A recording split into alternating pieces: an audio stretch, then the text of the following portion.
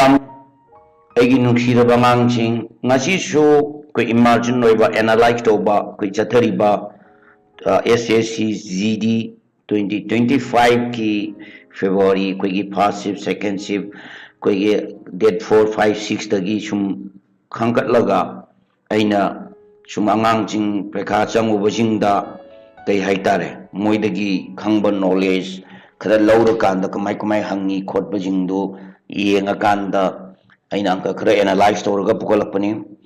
ꯍꯥꯏꯔꯤꯕ ꯑꯪꯀꯁꯤꯡꯁꯦ ꯃꯣꯁꯂꯤ ꯑꯩꯅ ꯑꯉꯥꯡꯁꯤꯡꯁꯤꯗ ꯍꯪꯕꯗ ꯍꯟꯗꯛꯀꯤꯁꯤ ꯑꯩꯈꯣꯏꯒꯤ ꯄ꯭ꯔꯣꯐꯤꯠ ꯑꯦꯟड ꯂꯣꯁꯇ ꯃꯣꯁꯂꯤ ꯐꯣꯀꯁ ꯇꯧꯕ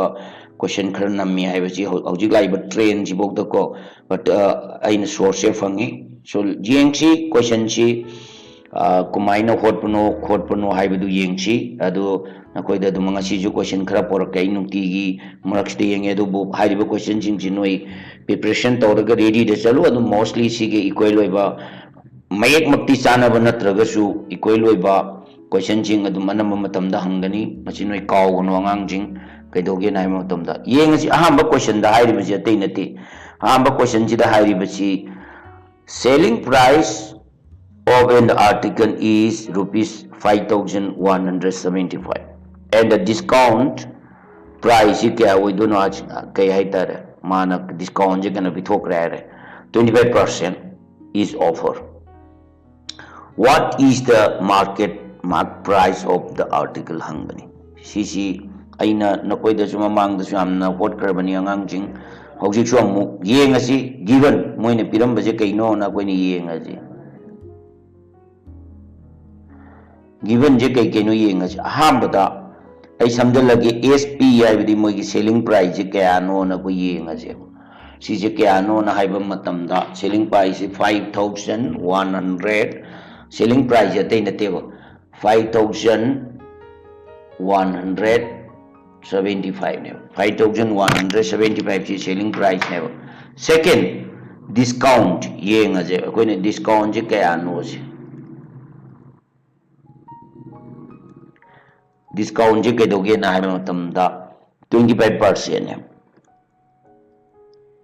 second moine putho haiji market price MRP do ne MRP ji putho hai bane ko adu noi de khang na bi da makta si MRP ka si MP ne thambai mauta kaino ina ithoge ba sei da mark price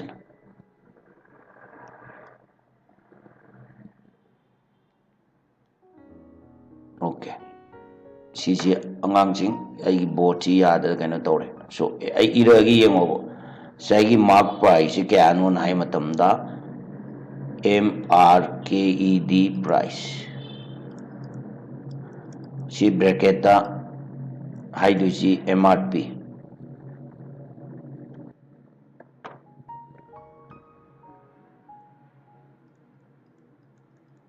question mark ne aduduna nakoi da hairage ba nakoi da make sense kamain tawbano na haibadu hairage ba kai gumba discount china posa maloga matamda discount ji ekoigi 25% ne adu target noi the make sense oyo poda ma ai 100% ne na khalo 100% ne adu targeti 25% di discount pi gi targeti masai gi selling price kya no hai targeti 75% ne si je noi make sense oyo na koida kai hai tare khango make sense haibadi 2500 ne pona ma ja koi 100 ne logu ne adu dadi mana 100 tu manunda 25% ji discount bitho ki bitar gati 100 ki 25 cha ki tari 75 ne mana yo li butu adu koi butho loire MRP butho ke nai tar gadi si bracket khage MRP butho ke nai tar gadi koina kaidoge na hai matamda ngasai gi total value do kaya no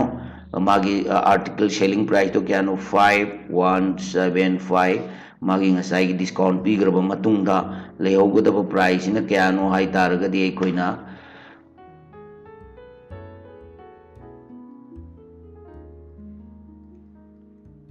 75% let's see adu target 75% je koine kumai iya give 5175 divided by 75 divided by 100 haibane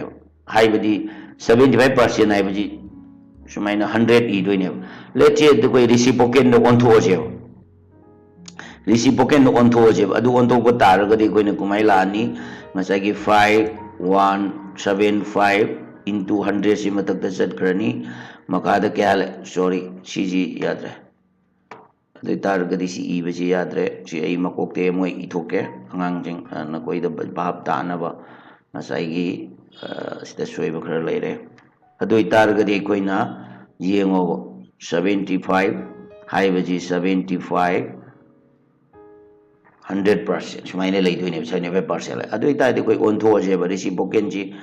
5175 into 100 si matak da sakrani makada kya laroni 75 so 75 na ay adum yenge ko 75 na 5175 to divide to matamda 69 leire adu taragadi 69 into 100 ani into tawtaragadi 6900 ji magi ngasai gi mark keno price to oidoine ba sigi keno je mp price sini amang ji sumaina hola kanda tai aduna koida make sense oibra yengo second question lamasu yam lai bida wachiko second jam question lamasu leire second question jina sini hairisi there are the 44 mangoes 121 bananas 11 apples they have to be arranged in the separate row in the such every way that every row contain equal the number of the fruit and each row contain fruit of the one type what is the minimum number of the row haibne si minimum the putho haira loire si angang je aikoina yam laina putopa yai hambada ma yenga je ko iraga yeng thoje mango kaya no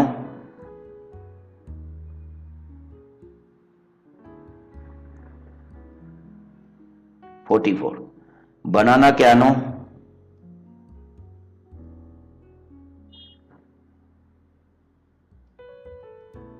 121 apple kya no 11 si adu targeti 44 ne 44 ki kano sadu 44 ji sadu kya hai targeti kya tare 2 into 2 into 11 sida sadu odum yeng adu targeti 1 to 1 ji sadu kya na sabi ai na koi na yeng 1 into 1 11 na ya biya 11 ji kya hai biya re 11 ji kya hai ni iga gi 1 into 11 so koi gi first g cd hai bi greatest g cd low ro ahum ji gi g cd greatest common divisor low hai ahum ji gi low ro ba tu ta di 2 ji sida yaubra yaudre ja low ya dre adagi 1 ji ya 11 ji sidam jaure adu ta de moi ahum ji gi cg ji kya tar game tum 11 tare adu tar ga de ahum ji gi kano ji common kano ji division kano cg ji 11 tare adu tar de sig 11 jina 44 de divide tok tar ga de kya no 4 1 to 11 na 1 to 1 de divide tok tar ga de kya no 11 11 de divide tok tar ga de 1 adu de ahum ji plus tawro 4 plus 11 plus 1 adu ita di kya tare 15 1 16 so answer je kya targe na haiba matamda ngasagi 16 jine sumaina angang ching jam line what is the minimum of the number row ai targe 16 ne sumaina line what pa yai angka jing chi adu na koi di yengo kamaina si what pa jing je reset to na koi gi atopa na koi na what pa jing da ju second thing atopa amam purga lage atopa mungla je si atopa jim hochi si ji kamaina hotpano do ko yengchi atopa jim ju hochi si ju yengchi adu duga na koi da kana boy targati noi like toromo subscriber toromo adu targati mathang gi ji mu koi hola je mana hariba matangi hotba haijate nati. A student scored at 75 in a test. In the get 30 marks more than the student on the who scored of the 60%. What is the maximum mark in the test? Saigi sadramna kedora 75% the test and the get 30 marks more than the another student who is kon the saigi ani du gi khena 30 marks amadun score tawra laire maximum mark to putu aire sida je dum hola je maximum jate te ni padar su yare to maximum अखोन x ने लौरो maximum x ने खंगदबदो x ने लौर जे अदु तादि first student जे हान होतो जे first student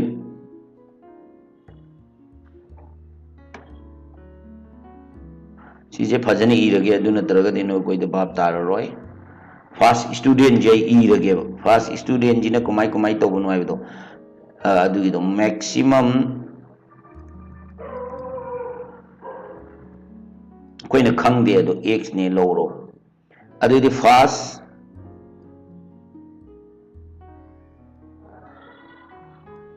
student जे क्या no Moina fungi हारिसे 75% सी ओन्थो लोरे अदो इतारगदी ngасai gi maximum mark tuga ani dugi percentage hoto लोरे कामाय होलनी 75% जे कोइना कमाइना सादोनी